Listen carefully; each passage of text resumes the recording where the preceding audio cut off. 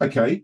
And have you had to navigate racism within your journey to date? I mean, you've been at Sky for 10, 12 years, so maybe not there, but I mean, or maybe you have. What's your take on that? I would say in a working environment, it's not something I've really encountered. I think it's more been kind of out on the streets that I would have said I've encountered racism.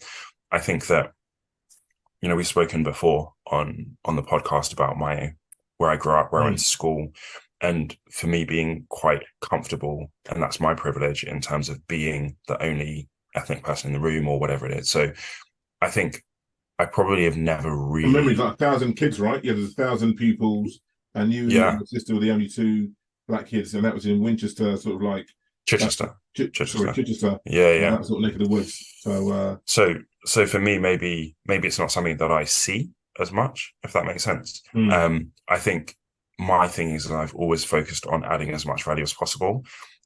I also recognize that I've been very blessed with great managers, right? So people who racism is so far from their being. So one of my first like real manager, he's Indian.